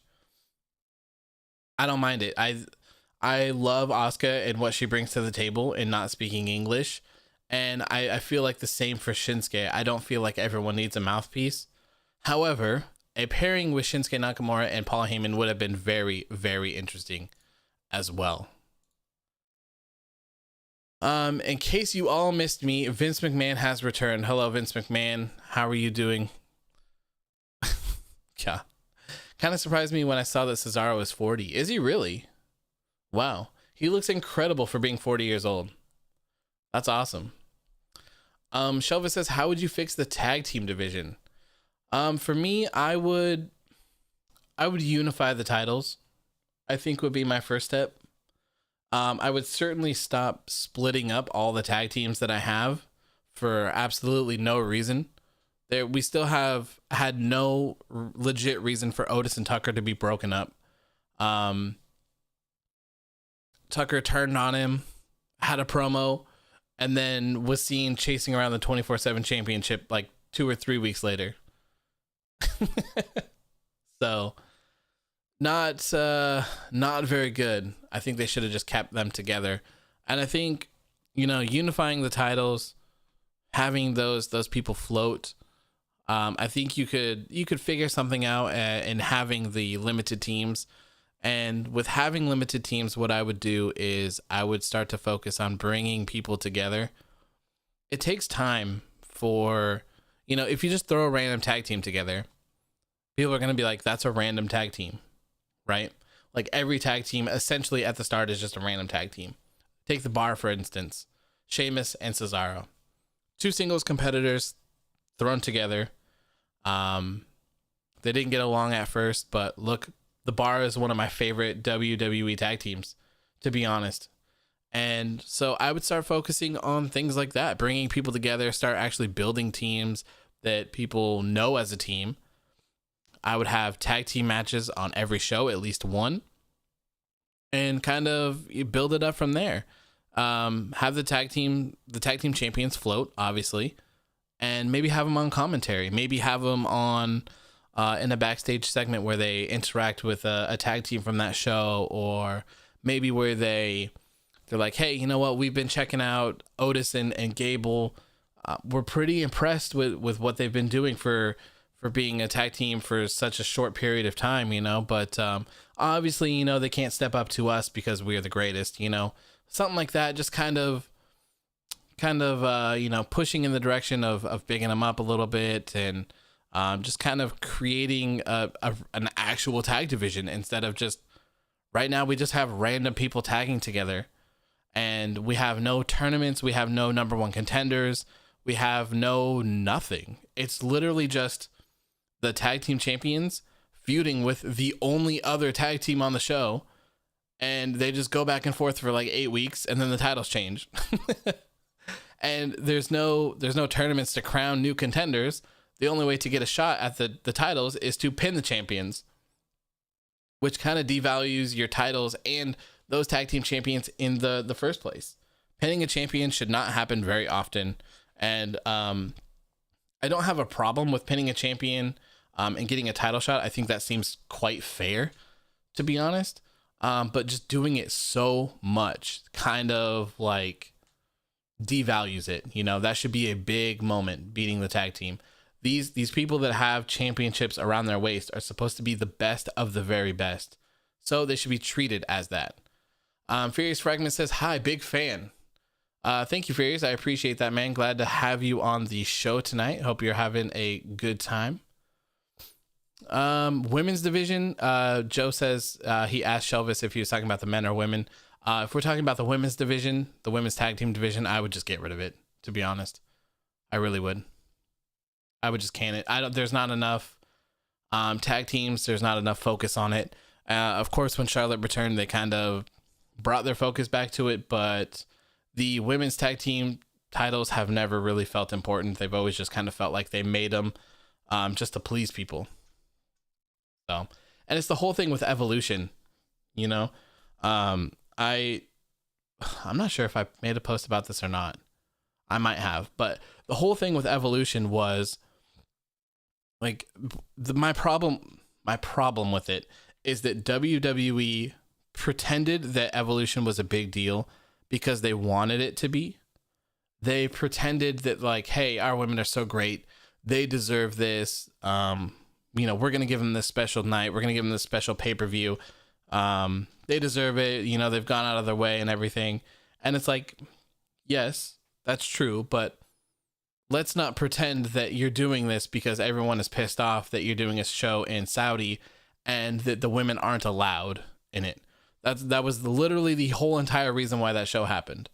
And for me personally, I enjoyed that show. I thought it was good, but where's the follow-up? Where's the follow-up? If that show was so good, if the women's division was so good and the show performed well, why hasn't there been a second one? Very interesting to think about. So that stuff drives me absolutely nuts. What surprised me more than Cesaro being 40 was Dolph Ziggler being 45. Wow, really? Never in a million years would I have guessed that Dolph Ziggler is 45 years old. That's crazy. Absolutely crazy. Heyman would have been badass. I'm assuming that was with the pairing with Shinsuke. I would agree. Everyone rates Liv. People say it in our streams all the time, and I see a lot of love for her in the chat. I just don't see it. Can anyone direct me to an amazing Liv match? I'm not sure exactly why people love Liv Morgan so much. Maybe it's her looks. I don't know. I like Liv Morgan as well. And I don't think, like, for me personally, I don't think everyone needs to be the greatest wrestler in the world. I think Liv Morgan is a good wrestler. And I like what she did with the Riot Squad. I think that, I hated the Riot Squad at first. They were my least favorite. I hated every time I saw them on my TV. It drove me nuts. But I grew to like them a lot. And, they just split them up. They tried to do all this other stuff, and it didn't work. It didn't work. And everyone was like really, really, really obsessed with seeing her work with The Fiend. So I don't know. They got the perfect amount of teams for one solid division. Honestly, unifying the titles and giving it the time it deserves is all you need to do. Yeah, Raphael. And, I say it a lot. They spend a lot of time coming up with these, like, really ways of trying to create stories and making things stretch out when all you need is good matches. It's really all you need. Just have a couple good matches. It'll span out the time that you need, and you don't have to do anything ridiculous. You don't have to do roll-ups. You don't have to do distractions. You don't have to do none of that. So I really wish they would do that. I missed the bar. Me too, man. The bar was absolutely incredible. One of my favorite teams that we've seen in a while. Teddy Long would be very disappointed in WWE's tag team. Teddy Long should come back and make Vince McMahon face The Undertaker. Tag title should probably just be on a single show. Yeah, but then if you did that, you would kind of be like, it would change the dynamic of the show, I guess. Like if one show only had tag teams and then like the other show only had women, you need to have that balance of things. Personally, I feel like you need to have that balance. There needs to be tag team matches in wrestling, and if you're going to have tag team matches, regardless if you have titles or not, they should probably be actual teams instead of just people thrown together. But everyone feels a little bit differently about things. That's just me. In the older games and stuff like that, one show could have women, one show could have the cruiserweight division. So I don't know. I just don't feel like that's the way to go about it. I would really like to see a team that guns for hire, where wrestlers pay this team to take out their opponents, like the Acolytes. Man, I loved the Acolytes. APA, that stuff, that was some quality content right there. The random door just sitting in the backstage with no walls around it, and they're just drinking, smoking cigars, playing cards, getting really pissed off if anyone doesn't go through the door. That's fantastic, man. They could definitely do something like that. I would love it. Why not give the actual teams a chance to work out? Way too many breakups. Kudos to Street Profits and New Day. Yep. New Day has kind of broken up, though, which is kind of sad with Big E. I can't believe that they took him off of the show with them. They could have done this without doing that. They really could have. Street Profits, I wonder if they'll last as well. Montez Ford is very charismatic. He could be a successful singles competitor. So who knows? Who knows what will happen if that goes down? Seems like they don't do these Raw versus SmackDown Tag Team Elimination matches at Survivor Series anymore, like in 2016 and 18, because they don't even have 5 teams on each brand. Yeah, they really don't. They really don't. There's like 2 teams, maybe 3 teams max per show. It's crazy. Do you think Kyle O'Reilly will beat Finn Balor at New Year's Evil? Everyone wants it, so why not? I don't think so, no. I think the next person that's going to hold that championship is Karrion Kross. I think he's coming back for that title. I don't see Kyle O'Reilly winning it. It would be a cool moment for sure, but I don't see it happening. And that's kind of hot potatoing titles, man. Not very much time in between the reigns. And then if you were to do that too, what happens to Finn Balor? What happens to Finn? I'm curious to know what's going to happen with everything when he gets dethroned too. Is he going to stay in NXT? Is he going to come back? We're supposedly supposed to get this overhaul of Raw and SmackDown post Royal Rumble, I believe. If I remember the news that I read correctly, is that they're waiting for that. So I don't know. I really don't know. These women are more entertaining than men half the time. Yeah, I mean, dude, especially in NXT. Good Lord. What about the Riot Squad? I think the Iconics should be put back together and maybe work out new teams on NXT. Yeah, NXT has teams that could work. Dakota Kai and Raquel Gonzalez would work. You have Candice LeRae and Indy Hartwell. They could be considered a tag team now. So I would love to see an NXT. If they're going to have the women's tag titles, they should definitely have an NXT team carrying those. Plus having them come up to Raw and SmackDown and kind of getting a rub a little bit and kind of putting on some good matches, I think would be just what those titles need. Just what those titles need. Gimme Ho Yeah says, women not allowed in Saudi. Look over here. Evolution. Yep, that is 100%. 100%. Our women have been doing so good that they deserve this. It's like, okay. I mean, I'm not mad at Evolution. Like I said, I thought it was a great show, but it's just very frustrating that they're like, oh yeah, look at what we did because we love our women's division. They're so amazing. You know, we're going to give them this pay-per-view. No, don't look over there. It's certainly not because of that men's only pay-per-view that everyone's mad at. No, definitely not that. Most underrated Hell in a Cell match? I have no idea, mixtape. I have no idea, dude. I'm not very good at stuff like that. Like, remembering things like that far back and remembering all of those, that's not me. I can't do it. I was watching Quizlemania. God, I don't know if it was the last one or not, but they did G1 Climax winners. And they did from current day to all the way in the past. And I can't remember who it was, but there were 2 guys. They literally named every single one of them going all the way back to its inception in order. In order. I can't do stuff like that. I can't do stuff like that. And one of the guys there as well, I think his name is Tempest, the guy that wears the lucha mask. They said name any match that happened on a WWE pay-per-view. And this dude was crazy. He was like legit going through and he's like, all right, I'm gonna finish up the Royal Rumble. So he was like naming all the matches that happened there and like Hell in a Cell. Dude, I could not tell you 2 matches that happened at Hell in a Cell. I couldn't do it. My memory is not that great for stuff like that. Liv Morgan got my attention in the Fatal 4-Way match when Chelsea Green got injured and she wrestled on the fly with Natalya. Oh, there you go. There you go. Man, I feel so bad for Chelsea Green. That's brutal. I love Chelsea Green, man. She's so talented. It was incredible to see her debut all of these times, but it really sucks seeing her get injured and be thrown out again. APA forever. Yes, absolutely.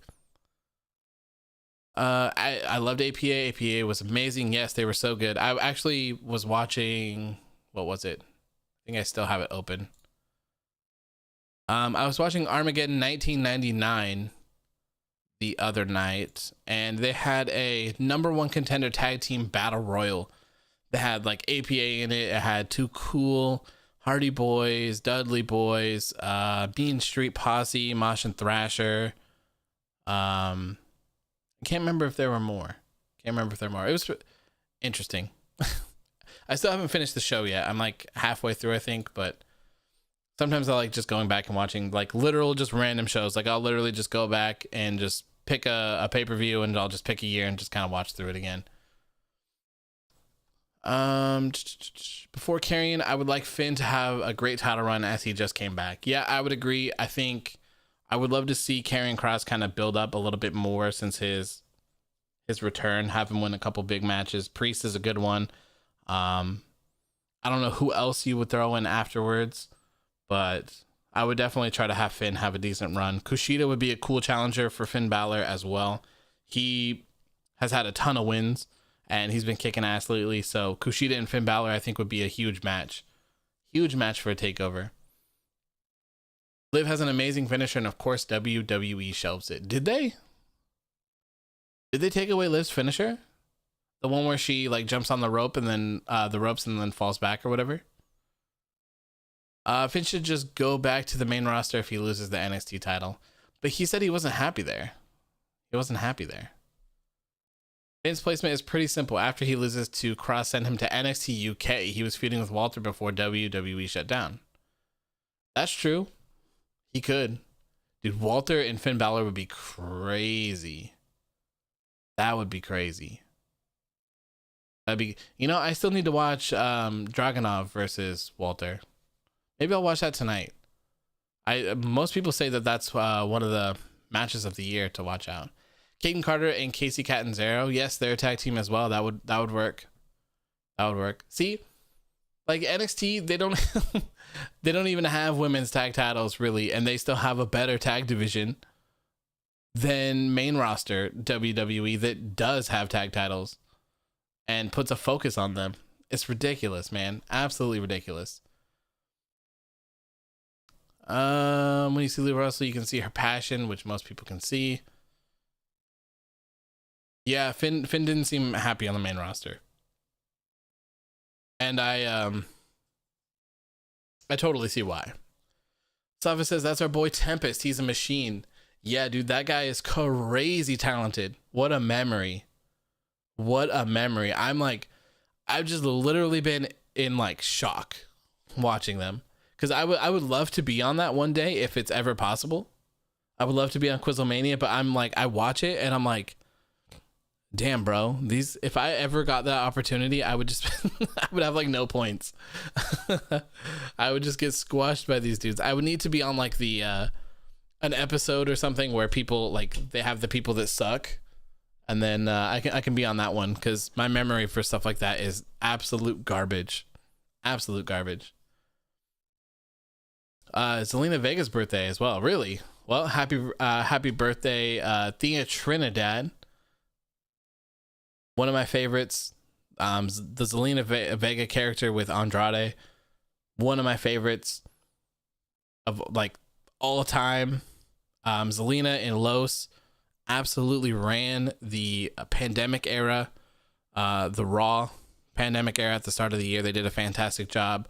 They worked their asses off to make sure that they had 3 hours of content filled. So happy birthday to Zelina. What does Bronson Reed do now? I don't know. I'm happy to see him back. I like Bronson Reed. I think he's talented. I think he's got the look and everything. For me, if I was booking, I would probably have him just continue to get some wins. Obviously not squash matches. I would have him go up against other people. Maybe like your Dexter Loomis, your Timothy Thatcher, your Damian Priest, stuff like that. I'd have him get a shot at the North American Championship. Maybe win it. That'd be pretty cool. That's how I would put him in that division as well.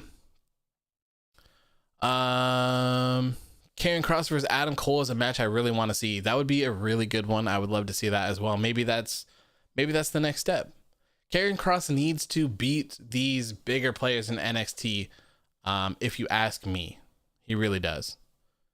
I think that adds so much more value than just beating up people in 2 minutes. Like putting on a 20-minute banger with Adam Cole or with Damian Priest is worth so much more. Like, look at what they did to the War Viking Machine Rating Experience. That is a mouthful. On Raw, dude, they literally had them squashing people for like 16 weeks, only to be involved in some weird gimmicky ninja bowling turkey leg axe throwing thing with the Street Profits for another 8 weeks. It was crazy, dude. Watch it. Awesome match. I'm going to. You know what? All right, here. You know what? I'm gonna make sure that I watch it tonight. This is what I'll do. I'll go to watchwwe.com. Oh, actually, does shit. I don't know what Walter versus Ilja Dragunov. Okay, let me find the show.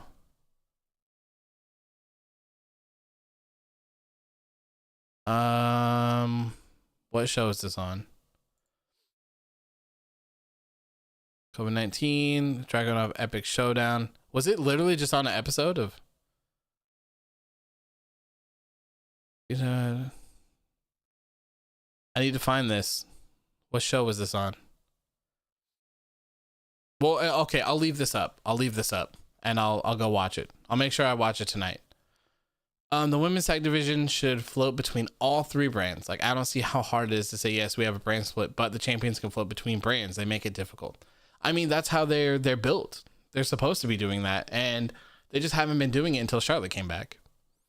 So I would love to see him go to NXT. I think Bayley and Sasha went to NXT once, but I don't recall if they wrestled or not. I don't remember. You haven't seen Walter vs. Dragunov? Enjoy our match of the year. Also check out the Trent Seven A-Kid Heritage Cup final. Outstanding, nearly in our top 10 matches. I heard great things about that as well. I did. All right. Trent Seven and A-Kid Heritage Cup. Okay. All right, I got these things written down, loaded, so I will watch them tonight. Finn Balor, the only person to be called up twice and possibly ruined twice. Oh man, that would be terrible. That would be terrible. Detective AOW has a bad memory? No. Detective AOW knows all, sees all, and remembers all. Joe says, AOW, no offense, bro, but it seems like you have no respect for the women's division, period. I can understand your feeling when there's 20 or 30 women and only 5 ever getting attention. That's why. What? What do you mean? I have a lot of respect for the women's division, and I always say that NXT's women's division is the best women's division in the world. It's unrivaled. They literally have the best women's division anywhere possible. Main roster, Raw, and SmackDown booking is just terrible. They have so many people that they can pick from, and they only just use the same 4. So I prefer to see other people featured. Like, I want to see Liv Morgan. I want to see Bianca Belair. I want to see Ruby Riott. I want to see Natalia. I want to see Dana Brooke. I want to see Mandy Rose. I wanted to see Sonya Deville. Like, I want to see all of these people succeed. I don't always just want to watch Sasha Banks, Bayley, Asuka, and Charlotte. Like, give these other people time to shine. There's plenty of them there. There's plenty of time, and there's plenty of love to go around for other people. Remember when Braun was squashing people in handicap matches, then lost to Roman Reigns? Yeah, Braun was like, I remember that period of time where the entire episode of Raw was just literally devoted to Braun Strowman killing Roman Reigns. Like, it's crazy how you went from such a beast person to where he was at right now. Really, really, really missed opportunity. I feel like he would have been a good Universal or WWE champion back then. Certainly not when he was given that opportunity, though. Karrion is a bit overpushed, in my opinion. I guess you could say that that he just kind of came in and took over instantly. You can tell how dedicated they are to Karrion Kross just by watching his entrance. It's absolutely insane. His entrance is crazy. So I have no problem with it. I like Karrion Kross. I think he's talented. I think he will do very well in WWE, especially with Scarlett on his side. So I don't have any problem with it. Now that he's dropped the title, though, I do want to see him have to work for it. I don't want this to be handed to him again. I don't want him just to beat Priest and then go after Finn. I want there to be more people that he has to go through, and I want him to be bigger names like Adam Cole, you know, stuff like that. Karrion Kross needs to lose Leon Ruff right now. Everybody needs to lose to Leon Ruff. No, please. No. You don't have any remembrances of great live match because of 5 look at me women? What? Thoughts on Loomis? I think he's crazy talented, and I love how his character kind of goes against what NXT stands for. It's welcome disruption, but I know he's a very controversial character. I love Dexter Loomis. Absolutely love Dexter Loomis. He's fantastic. I love his character. He is very interesting, and I definitely like, you know, what you were saying, like he's a disruption, he's different. I really like that about him. It's these kind of, I think it's like these kind of characters that wrestling needs more. Raw and SmackDown could really benefit from people like this that are just a little bit different, and they kind of break the mold, and they kind of change the feel of the show so that they can do other stuff. I really, I hope, like, I wish him nothing but the best. I could see him being a great NXT North American champion. Who knows, though? I'm not quite sure where his booking is going to go. That whole Cameron Grimes stuff was pretty weird, to say the least. So, I don't know. I think he has a bright future, though. I really do. Ashton says Leon Ruff is a bad copy of Leo Rush. I don't like any of the Leon Ruff stuff that they're doing in NXT, to be honest, like at all. It's not my type of thing. I don't think it fits in with NXT at all and what they're doing. It really is a Raw type thing. Man, he's getting another shot at Johnny Gargano and the North American Championship, so it's kind of frustrating to see that. Hopefully, I don't know. I hope it's over after this. I really do. I don't feel like this is the way to push people. I don't think this is the way to make people like Leon Ruff. I don't think it's going to work at all. I really don't. Who knows, though? I've been proved wrong before. Found it weird that WWE broke the brand split for a lumberjack match of all things. Where were the Raw superstars at ringside? They had no involvement in that rivalry. I don't understand that either, and I didn't really see anyone mention it.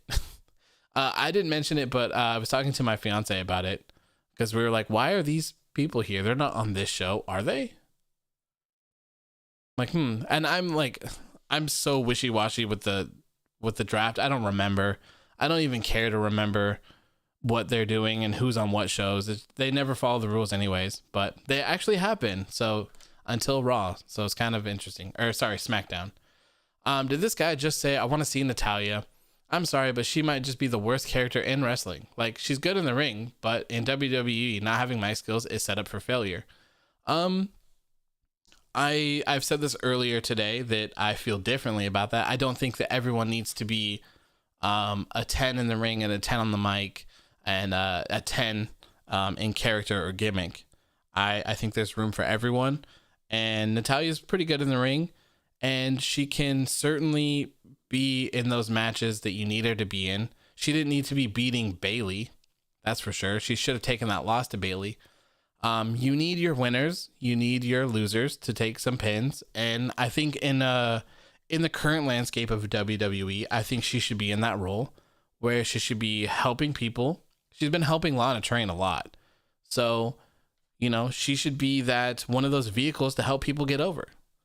She should go out there, have decent couple-minute matches with people, and call it a day. She can take the L and help propel someone else to get some W's. There needs to be those people. Every single person on the roster can't be winners. They can't be beasts. You know, you have to have that fine line of people that just do that. So I think Natalya would fit in there perfectly in the current state of her career. And, you know, maybe that can change. Things in WWE can change on an instant. They write their own shows. They do whatever the hell they want. So if they wanted to, they could have her start being dominant. It just really plays into how they're booking right now. Alex says, how is Loomis controversial? I think probably because he doesn't do promos and he's just a creepy guy that hangs out in creepy areas and stares at people and paints.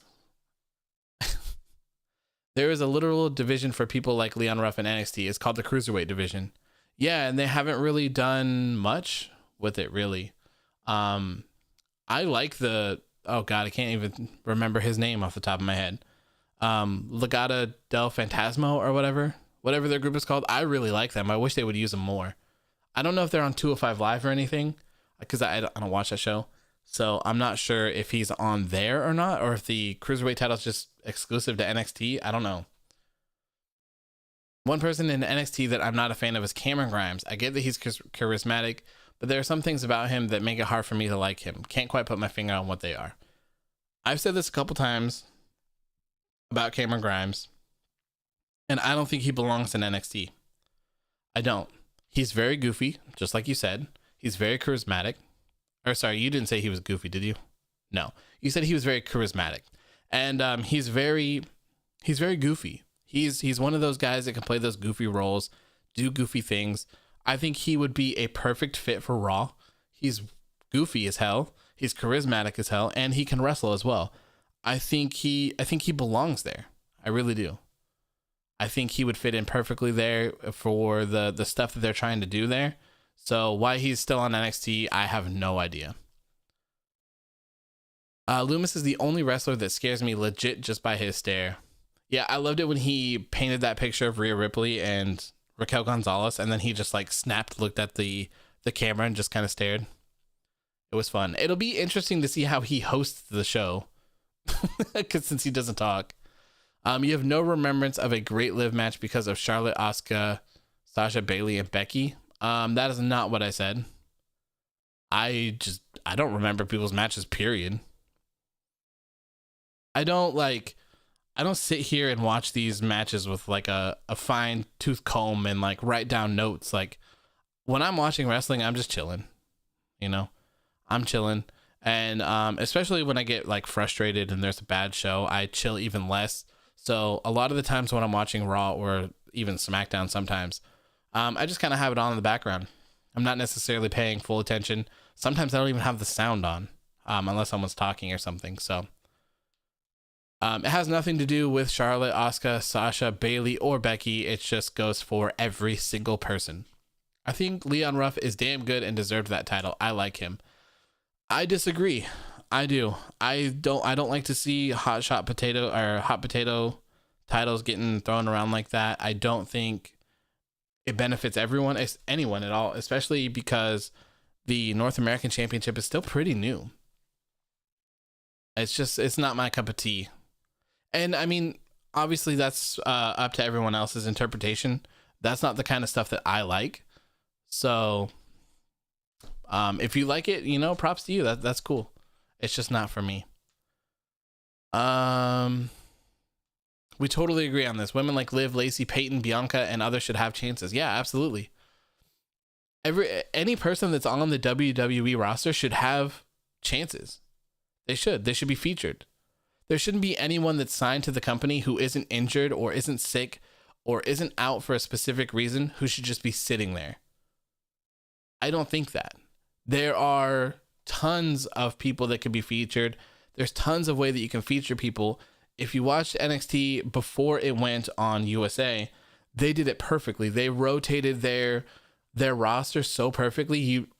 There wasn't always an episode where you saw Tommaso Ciampa, right? He was on every couple of weeks. He would have a match. He'd be gone. This is the way that you would structure things like that. We don't need to see these people wrestle every week. And I think I talked about that, I don't know, somewhere. You don't need Drew McIntyre wrestling every single episode of Raw. He's your world champion.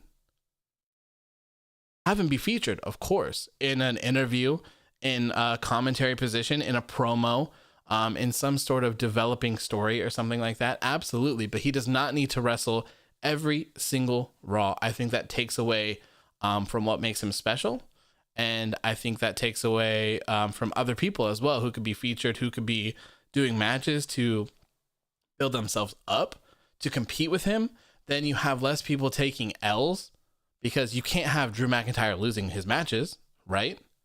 But then you also can't build up those other people at the same time. So you kind of eliminate those other problems that you have just by kind of sidelining your champion. Have him featured. It's not hard. It's really not hard. Okay, Legado del Fantasma. Yes, I like them a lot. They're very good. Loomis vs. The Fiend is one of my dream matches, because the match would be like Jason versus Michael Myers. That would be one interesting match, that's for sure. You just lost to the system, Raphael. He's a heel. You finding him annoying means he's doing a great job. And as for wrestling, he's actually pretty great in the ring. If you see his PWG stuff, it fits NXT. You're talking about Cameron Grimes. I personally, I think he would do so well on Raw. I think he fits the mold of what they're doing there so much better. I really do. And I think Raw would benefit from having him as well.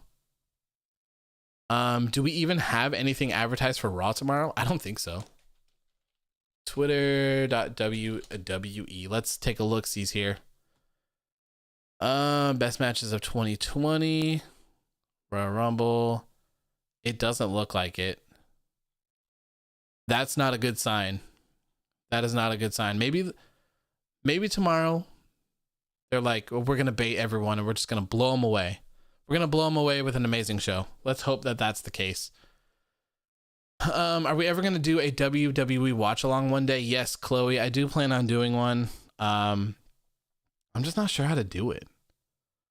I don't know if maybe it'll be for a pay-per-view. Probably. That'd probably be the best way to do it. But then do I do a post show afterwards? Like, do I just end live and then just go live again? Can I stream for 5-6 hours straight? I don't know, talking about wrestling. I don't know. So it'll be interesting. It's definitely going to happen though. I just don't know for what. I still want to get the Discord set up and everything so people can chat and people can talk in the live streams as well. I think that'll make a huge difference. Doesn't Lars Sullivan scare anyone here? No. I personally am not a fan of Lars Sullivan, and I'm glad he's not on my TV currently. Loomis is going to host the show by drawing. Did you know Loomis is actually an artist and he actually draws the stuff we see on NXT TV? I did not know that, Safa. That's actually really cool. That's very cool. If you were the chairman of WWE, what things would you change in the company for WWE to improve in 2021? That's a pretty loaded question. There's a lot in it that I don't think I can answer here. I am going to make a video about Raw soon that will kind of take a deep dive into that and how I would make the show better. And then after that, we will have a live stream talking about it, and everyone else will be able to hop in the Discord, talk, and be able to talk to chat and give their ideas as well. So I'm going to throw that one to the side for now. Sorry for being late. Welcome, Charlotte Flair. Welcome. Vince is happy that Charlotte's here. Yes. Do you think the Royal Rumble will be a good pay-per-view? I hope so. Kyle. I go into, why would I want it to be bad? I have to sit here and watch it, so I hope it's good. Yeah, please mute Charlotte. The chat has been spammed. Yeah, let's chill, right? Like, if you guys want to be your characters, that's cool, and you guys want to chat, that's cool, but let's kind of chill so that people can get in their questions and it doesn't take away anything. All right. Ken Adams says, AEW, I'm calling it a night. Have a great night. See you next time. Thank you, Ken. I appreciate it. Yeah, I'm probably going to wrap this up pretty soon because it's almost been 2 hours. But thank you for tuning in. I will be here tomorrow as usual after Raw. Yeah, you too, Vince. Like, just kind of chill out a little bit. All right, please. What's your favorite WWE stage / pay-per-view set? Oh man, I don't know. I'm trying to think. I feel like I probably have one, but it's just escaping my mind. I don't know, but since we're on the topic of that, I really miss having special stages for shows. It sucks like that every WWE show is just the same with just a different graphic over it. So, you know, I wish they would really bring those back, even if they were just slightly different. We make a video about SmackDown. I mean, it's probably like, I don't know, maybe, I guess, but I mean, it's kind of the same thing. So you could just apply those to SmackDown as well. Maybe I'll just title it How to Fix WWE in General. How to change more wrestling, less talk. Yeah, in short, Joe. Yep. Leo says, how's Xmas been? Anything you'd like to see on the 1st of January SmackDown? My Christmas was great. I hope yours was as well, Leo. What I want to see on the first SmackDown is exactly what they did for Christmas. I want to see them do a lot of wrestling. They had 69 minutes of wrestling during Christmas.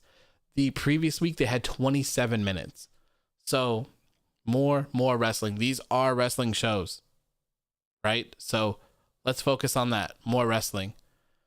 Do you think there will be Rumble drawbacks because of the virus? I don't think so. I think they'll be fine. I think they'll figure out a way to work around it. They had like 30 people in the ring the other day for The Undertaker's farewell.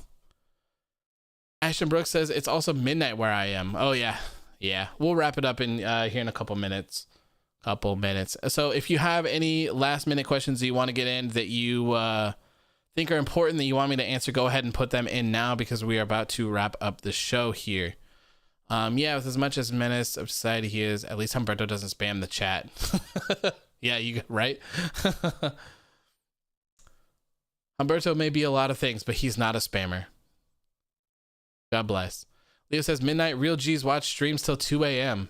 You guys are crazy, man. You guys are crazy. I'm up that late, but I don't think I could devote that much time to wrestling. The SmackDown Fist was amazing. So was the Bad Blood stage with the giant blood drop. Yes, the SmackDown Fist was super cool. The Bad Blood stage was cool with the giant blood drop. I liked that one. I'm trying to think if there are any cool ones. The one that I'm watching for Armageddon is kind of cool. It's kind of like a bunch of little stage sets, and then there's a tank in the middle of the ramp. That one's pretty cool. Well, I'm gonna call it a night. So good night, AOW. Enjoy your stream. Thank you, Chloe, for tuning in. I really appreciate it. I really do. We will be here again tomorrow after Raw. Want to get the Raw ratings back up? Try doing a first blood match. Hey, I'm down for that. I am down for that. I think I don't think that they need to focus on blood a lot, but I think that it should happen. When you have your more violent matches, it's only natural that someone's going to bleed, right? So there's a time and place for everything. What's your WrestleMania card predictions? I don't know. I think earlier in the stream, I think I said Daniel Bryan and Roman Reigns and Keith Lee and Drew McIntyre. Maybe AJ Styles. AJ Styles is trying to work with Triple H and Edge, so you could add that in there as well. My Royal Rumble predictions are Daniel Bryan or Keith Lee at this point. What is your least favorite WWE event or pay-per-view since 2016? My least favorite one was the one with the Punjabi prison with Jinder Mahal and Randy Orton, I think. That was terrible. And I think there was another one that was really bad that was Payback. Maybe that was Payback. The other one that was really bad, I think was Payback or like Roadblock or something as well. Off the top of my head, those ones were terrible. If I watch a full 3-hour episode of Raw, my head would explode. Yeah, welcome to my world, man. It's crazy. Leo says, good night. Hope you have an amazing new year and hope things get better in Earth in 2K21. Yeah, man, absolutely. Thank you for stopping by, Leo. I really appreciate it, man. The WrestleMania 33 was one also really good with the roller coaster. That one was cool. The star for one of the other ones was pretty cool too. WrestleMania sets are always cool because they're just like the sheer size of them. They're so big that those ones are always cool to see. Wonder if SmackDown will have similar ratings next week, given the show was good. So all those new viewers that were there just for Christmas might tune in next week. So SmackDown had a very large lead in from the NFL. So I think that's what the 4 million was from. And of course, like they started off the show hot with Roman and Kevin Owens and a steel cage. They pretty much went down to their typical viewers by the second hour. So I would imagine that they're going to just be back to normal. That'd be my guess. And they're always around the 0.6 demo as well. And they were for this episode. So I'm assuming they'll just, like I said, just back to normal. Could you see the Undisputed Era in the main roster? I could. I don't think it's the greatest idea. If they do manage to finally get their shit together and they change for the better, then sure. I could see them getting called up, but as of right now, no. Please God, no. Please God, no. I get information here and with some Spanish stuff a dude does here in Argentina. Nice. When I think of The Fiend and Alexa Bliss, I think of Chucky and the Pride of Chucky. Yeah, I can see that. What could save Raw at this point? A complete rewrite from the ground up. Literally stopping all of the feuds you have, all of the storylines, start completely fresh. That's the only way to save Raw. Also, I would say to make it 2 hours. Make it 2 hours. The third hour of Raw always kills them and their ratings. They usually lose like 200,000 to 400,000 viewers, and their demo drops off as well.